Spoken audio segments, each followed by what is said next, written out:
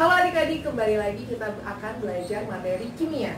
Sekarang kita akan belajar tentang larutan penyangga. Sebelumnya, apa sih larutan penyangga itu? Coba kita lihat dari kata per katanya. Larutan penyangga. Kalau dengar kata penyangga, ingatnya apa? Ya, benar, mempertahankan, menyangga. Nah, pengertiannya dalam larutan penyangga di kimia adalah larutan yang dapat mempertahankan nilai pH-nya meskipun ditambah suatu asam, suatu basa, ataupun suatu air. Jadi, larutan ini akan sedikit berubah pH-nya, tidak signifikan meskipun diberikan suatu dari luar, bisa asam, basa, atau air. Nah, jenis yang pertama akan kita bahas yaitu penyangga asam. Penyangga asam dapat dibuat dari campuran asam lemah dengan garamnya. Masih ingat siapa-siapa aja yang termasuk asam lemah? Itu kalian sudah pelajari di bab sebelumnya, yaitu bab asam basa. Selain campuran asam lemah dengan garamnya, penyangga asam juga dapat dibuat dari campuran asam lemah berlebih dengan basa kuat. Ingat ya, harus berlebih. Jadi asam lemahnya harus jumlahnya lebih banyak dibandingkan jumlah basa kuatnya. Dan untuk rumusnya adalah konsentrasi H+ sama dengan Ka kali mol asam lemah per mol garam, di mana Ka adalah suatu tetapan ionisasi asam. Oke, supaya lebih paham, kita lanjut ke contoh soal. Kakak akan bacakan soalnya. Sebanyak 100 ml larutan CH3COOH atau asam asetat 0,1 molaritas direaksikan dengan 50 ml larutan NaOH atau natrium hidroksida 0,1 molaritas.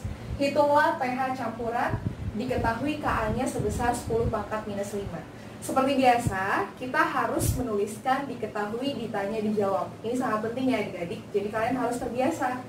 Diketahui di soal yang pertama adalah 100 ml, itu adalah volume.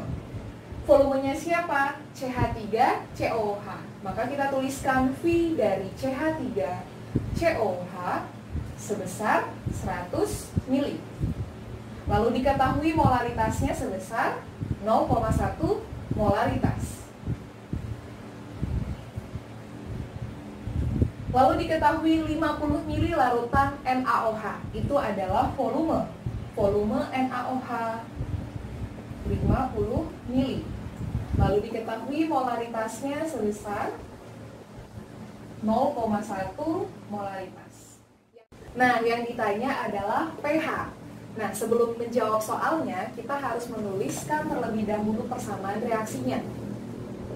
CH3COOH ditambah dengan NaOH membentuk garam dan air. Nah, garamnya apa?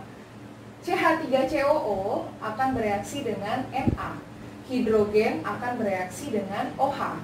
Jadi, garam yang terbentuk adalah CH3COO Na. Hidrogen dengan OH akan membentuk air. Air adalah H2O. Kalian cek dulu apakah persamaan reaksi ini sudah setara? Ya, sudah setara ya. Maka langsung kita tuliskan mula-mula reaksi sisa. Ingat, yang dimasukkan ke dalam kolom FRS adalah mol. Mol itu dapat dicari dengan mengkalikan molaritas dengan volume. Maka mol dari CH3COOH adalah 100 dikali 0,1. Jadi sebesar 10. Untuk mol NaOH 50 dikali 0,1, maka didapatkan 5. Untuk mula-mula produk belum terbentuk, strip. Nah, untuk di bagian R kita ambil pereaksi pembatasnya. Siapa yang menjadi pereaksi pembatas? Ya, yang menjadi pereaksi pembatas adalah perbandingan terkecilnya. Di sini 10, di sini 5. Maka yang paling kecil adalah 5. Maka 5 menjadi pereaksi pembatas. 5. Untuk di bagian S kita tinggal kurangi 10 dikurangi 5, 5 dikurangi 5, habis. Di sini 5. Maka didapatkan mol CH3COOH atau mol asam lemahnya sebesar 5, mol garamnya atau mol CH3COONA-nya sebesar 5. Langsung kita masukkan ke dalam rumus. H+ sama dengan Ka dikali mol asam lemah per mol garam. Ka-nya berapa? 10 pangkat minus 5.